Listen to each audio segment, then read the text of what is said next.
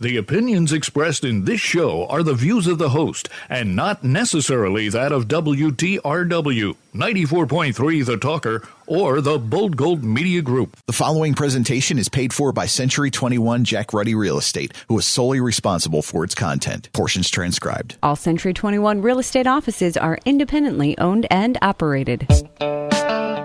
This is the Real Estate Roundtable with Century 21 Jack Ruddy Real Estate on 94.3 FM The Talker. Good morning. I'm Jackie Ruddy, broker, in with Pat Devaney, my co-host and fellow realtor. Hello. Good morning, Jackie. How are you? I'm doing well. You beat me to it again. Yes, I did. 2 weeks in a row. I beat you. We have with us Jane Rissy, Director of the Greenhouse Project. Good morning. Good morning, Jackie. Thanks for coming back in the studio with us. We're here every Saturday at 11 a.m., Sunday at 11:30 a.m., where we review different real estate topics. We have an exceptional real estate office with many relentless realtors who have been guiding, assisting, and advising clients in real estate matters for over 50 years. During the week, feel free to email us with any questions you have at questions@jruddy.com. That's questions@jruddy.com. Or you could suggest a topic if you have something that's never been covered in the past 12 or 13 years. I think we've covered it all. Yes, what do you, our listeners, want to hear about? Yeah. Let us know. Let us know. And if don't be shy. Do we still want a fence guy? Yes, always looking for We're always looking for a fence guy. We can't I don't know why, but they don't want to come on the radio. They don't. They don't like to speak. I don't know. Or you could give us a call at 570-344-6724. And when you go to jruddy.com, click on the webcam tab, see what's going on at Dunmore Corners, and find out what everybody's looking at. We'll get several thousand hits a month on that camera. It's amazing. Look us up on social media. View our listings, search the MLS listings, and listen to archive radio shows by going to mobile-friendly jruddy.com. That's jruddy.com, where we also have all the podcast apps that we feature the radio show on. Okay, Jane Rissy, the director of the Greenhouse Project. Can you tell me what the Greenhouse Project is and who you are and where you're located, please? I sure will. I'm the director of the Greenhouse Project. I'm an employee of a nonprofit charity. We have a board of directors, and we are in Naog Park in Scranton in agreement with the city of Scranton and with the Rec Authority Board. We're located in the southeast corner of the park across from Geisinger Hospital. And, we run programs and we offer the community free and low-cost programs, and we teach people especially, how to have a healthy community and a healthy life through active living and through landscaping and through gardening.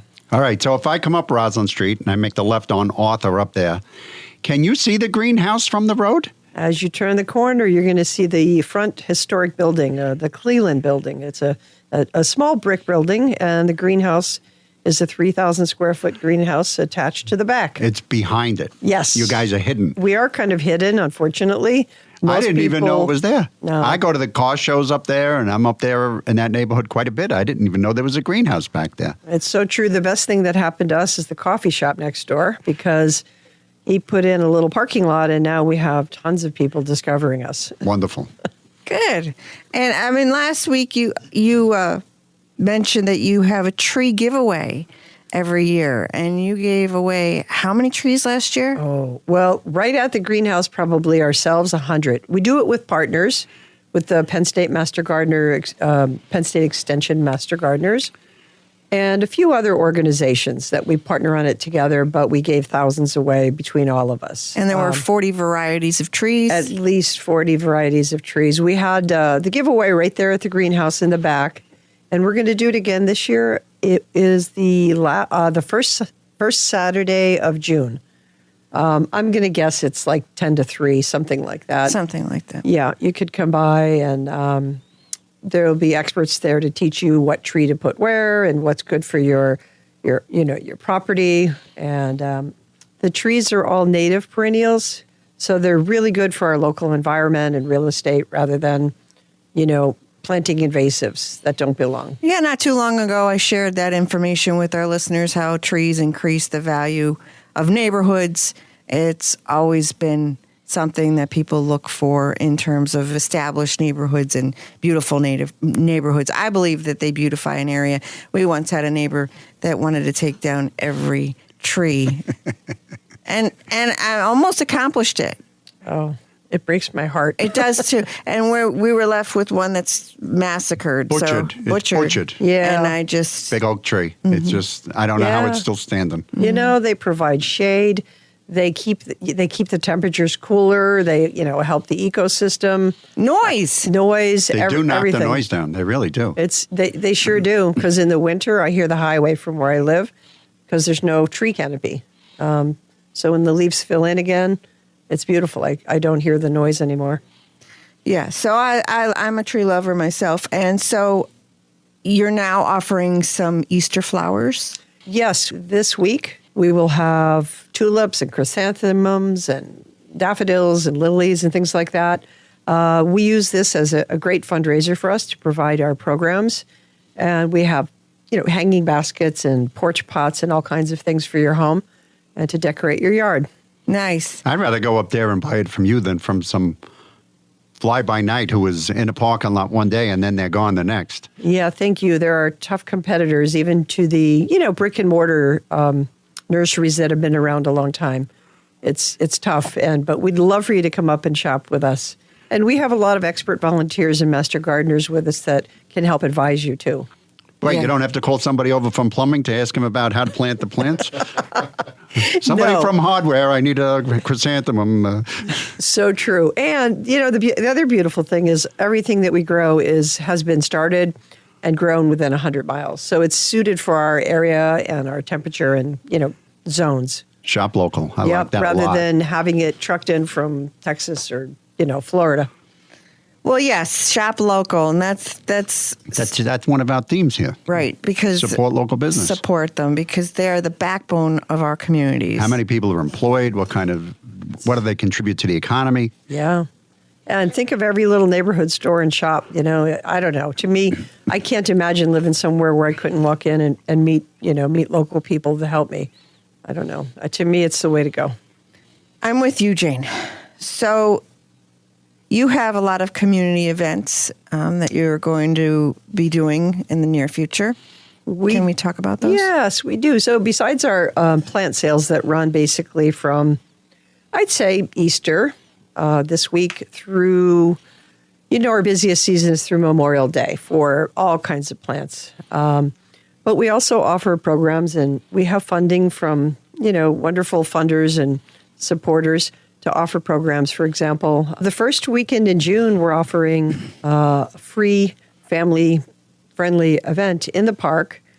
It'll be theater in the park with the Farm Arts Project. Together we partnered on a grant to provide theater that's educational and fun, and we'll have snacks and food and plants and things like that. So it's a good way to spend the day on Sunday. And what else do we do? We'll be partnering with and assisting with the Electric City Flower Show. That will be June 29th. That's pretty much a full-day event, I think, from 12 to 4. Where's that? Where's that one? That's just above us in the pavilion area, just above where the greenhouse is located, across from the Everhart Museum. So that's from 10 to 4, I believe, and they'll have vendors from all over the state, selling plants and products and education and doing all kinds of demonstrations and contests. Because I see on Facebook, because we were talking about social media during the break, the Philadelphia Flower Show. My friend would go down there he used to go down with his wife, and they'd be raving about the flower show, and he'd be telling it. And I think I might have yawned a few times in the middle when he was talking about it. You're not a flower show. No, I'm not a flower guy. show kind of guy, but Jackie would love to Yes, go to that I would. stuff. Yes. Well, you could help support the local one. I'm going to do this one. Yep. It's a really nice event. It's not our event, but we partner with them and help out. It's Sure. a fabulous event. And that's, again, Electric City Flower Show.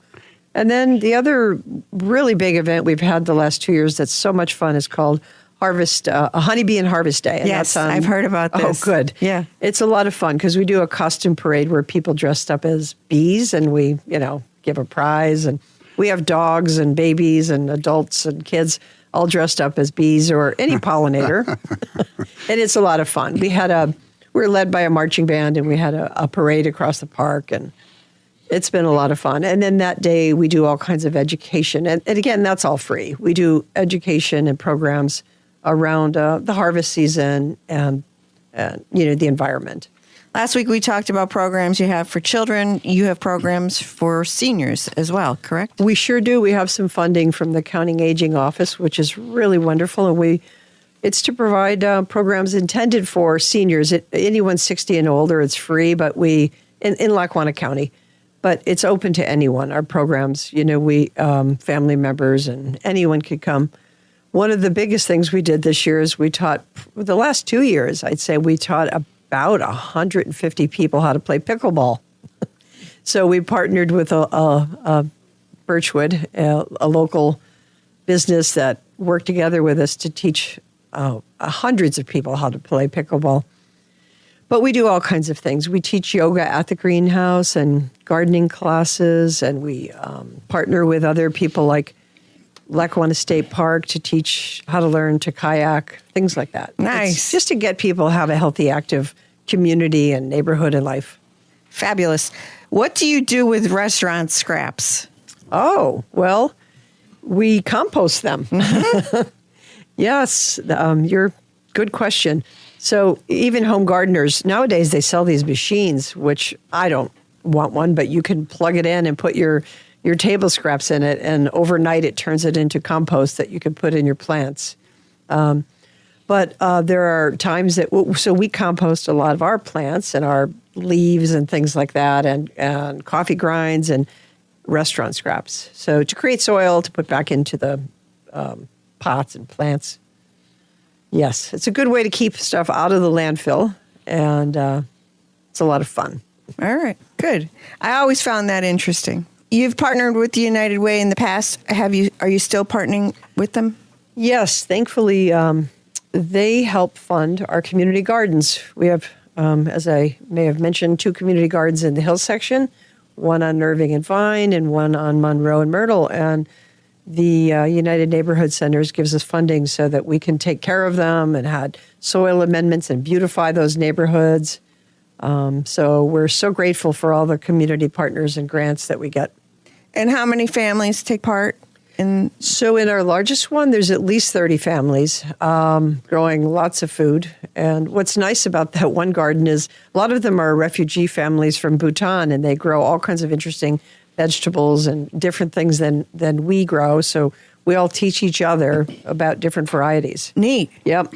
And the other community garden has about 10 beds and about 15 families that grow. And you have a wait list for both? We usually do, yeah. And you could contact us to get on the wait list. We usually have a turnover of a few people every year. You could find us on our Facebook page, on our website, www.scrantongreenhouse.org. You could message us. We have signs up on those locations, too, so you can get in. My mom and dad used to do that. They lived in a community where it was all sand, and they couldn't grow anything. So they went across into Brooklyn, into Floyd Bennett Field, and they had it. And they had a patch, and they would bring home. They bring home a zucchini. It was like half of my leg. These monstrous vegetables. I don't know what they were putting in the soil over there, but it's great for people. Like if they lived in an apartment or if they live where they can't garden, it's a great place. I mean, it's a great thing to do. Yeah, I was just going to say the reason I'm in the community garden is I don't have a lot of sun in my yard to grow vegetables. And I saw a sign up one day and I thought, I could grow tomato plants or pepper plants and things like that, things that need 8 hours of sun. And so then I slowly became involved, became a garden manager, and one thing leads to another, and I'm the director of the organization. Anyhow, things grow from community gardens. We grow community, we like to say, You sure do. Or where plants grow the people, because it's so true. We have a lot of apartment dwellers and people. So one of the first apartment dwellers actually bought her first home in the Hill section because she met and found community in our community garden. So, and she became a good friend of mine. She's nice, much younger than me, but she has a family now in the Hill section because of our community garden. Nice. That's great stuff. Beautiful story. Jane Rissy, Director of the Greenhouse Project. Where are you located and your website information, please? Yes, we're at 200 Arthur Avenue. We're in Naog Park in the southeast corner across from Geisinger. And our website, www.scrantongreenhouse.org. And we have a nice calendar of events there and all kinds of information. You could find us there. Thank you, Jane. Pat? Yes, we have a 3-bedroom, 2-bath home at 12 Nancy Lane in Tunkhannock for $274,000. This is a log cabin. It's riverfront on the Susquehanna River, and it has amazing views. This home, it's got 100 feet of river frontage. It would be perfect for fishing, swimming, or for your boat. It's elevated, and it has a huge wraparound deck with wonderful views. This would be the perfect vacation home, or you could live in it year-round. Inside, it's got an open floor plan, and the kitchen opens up, and there's a freestanding gas fireplace. It really is a beautiful place. That's a 3-bedroom, 2-bath log cabin riverfront on the Susquehanna River at 12 Nancy Lane in Tunkhannock for $274,000, and that's listed by Sam Shelter of our office. Yeah, that is a nice spot. Down payments for first-time homebuyers vary greatly, but according to an analysis of the U.S. Census American Housing Survey completed by Rocket Mortgage, 73% of first-time homebuyers put 15% or less down when purchasing their home in 2021. From 2010 to 2021, the most common down payment amount for first-time homebuyers was 20%. 3 to 5%. Oh, my God. Okay. That wasn't even close. No. But I have a median down payment map by for the whole United States, by state. So the down payment of a house varies greatly, right, depending on where it's located. During the pandemic, down payments spiked. We saw that. Yep. People put more down. Alongside home prices, they went up, right? Mm-hmm. In 2023, they remained higher than they were in early 2020. So, who would you think has the highest down payment amounts? Median down payments. I'd say something with lower cost. Washington, D.C., Hawaii, and Florida are tied for first place. Wow. Yeah. I'm wrong again? All right. Washington State, second. California, third. California, though, has the top 3 priciest urban housing markets for down payments overall. San Jose has this is their down payment, $360,000. That's a down payment? That's a down payment. San Francisco is $239,000, almost $240,000. That's a down payment. Right. And Los Angeles has $174,000 for their down payment. I couldn't afford to live in any of these places. So D.C., Hawaii, and Florida, their median down payment is $98,000. What do you think Pennsylvania is? Median down? 30. You're close, $25,000. But we're towards the lower end of down payments. It is very fascinating. I did post this on our Facebook page if anybody wants to check it out. I'm not going to run through all the states. But right now, I'd like to thank our fabulous sponsor this weekend, Golden Coast. Golden Coast is a unique boutique for gifts and apparel located in Clark Summit. They have an exciting announcement for our listeners. Golden Coast is conducting a fashion show of their many different clothing lines. It will be held at the Glen Oak Country Club on Saturday, April 6th at 6 p.m.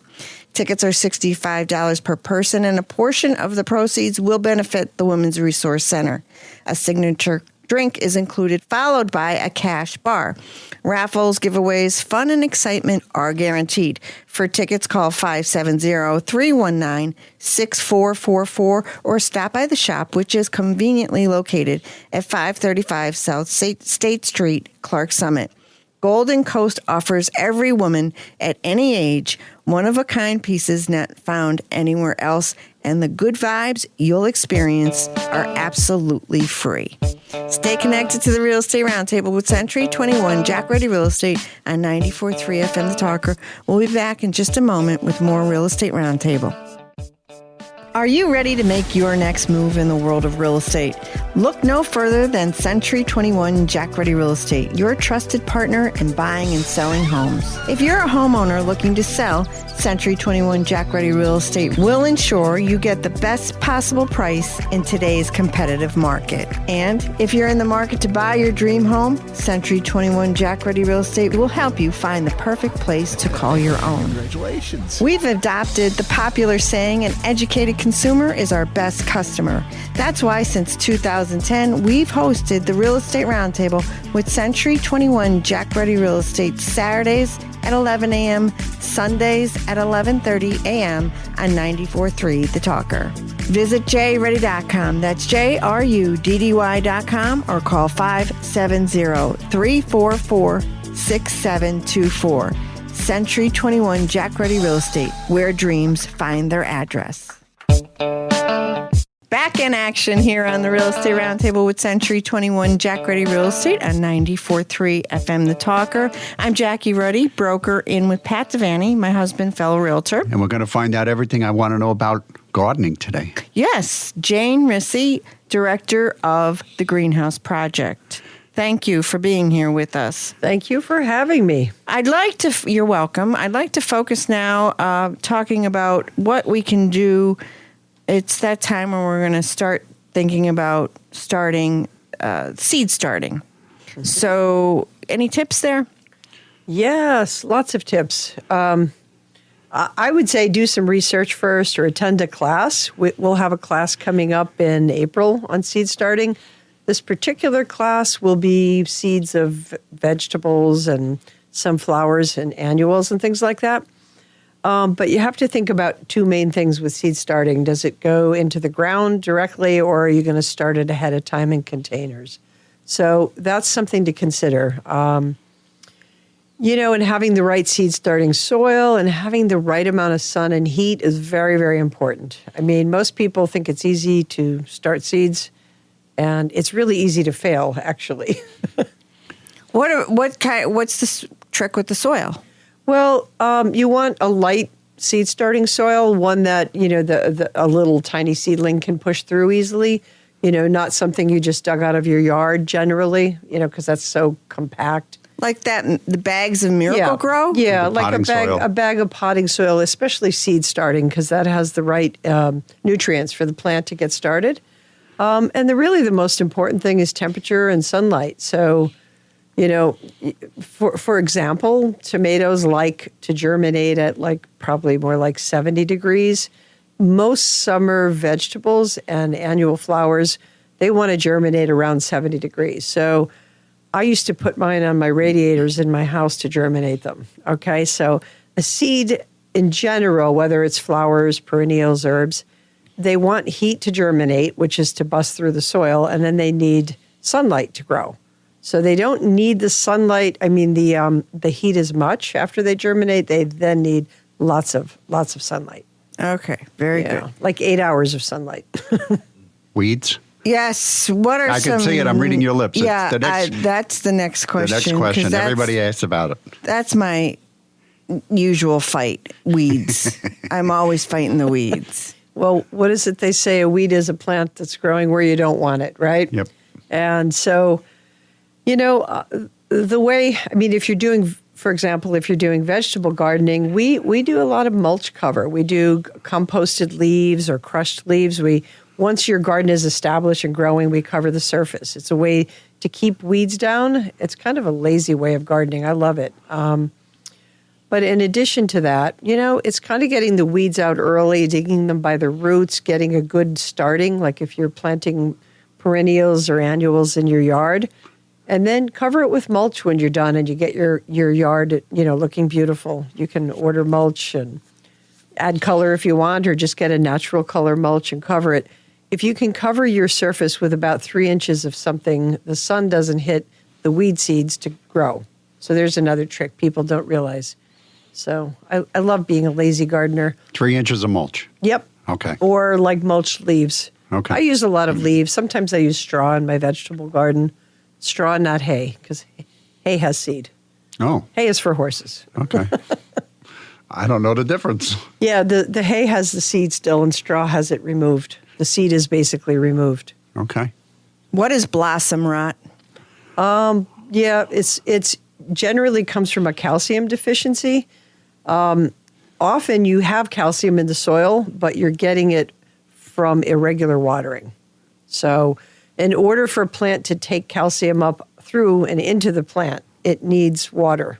Okay, otherwise it can't take it.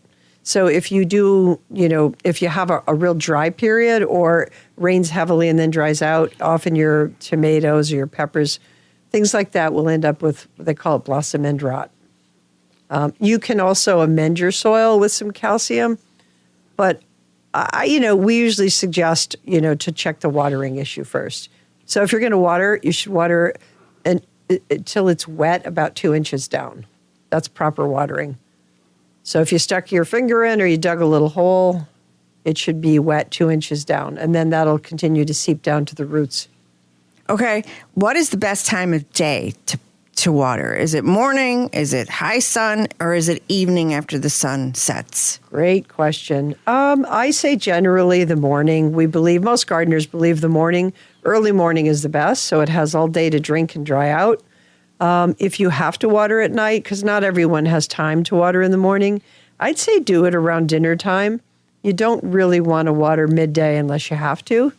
And if you do, then you don't really want to water the foliage. You want to water, remember, they don't really drink through the leaves or the branches. They drink through soil, so the roots. So you really want the water down at the roots and with time for it to dry out. Okay. Good advice, because I've heard different people say different things. Right. I've always heard don't water during the day, though. That's consistent. Yeah. Yeah. That is. Yep. Okay.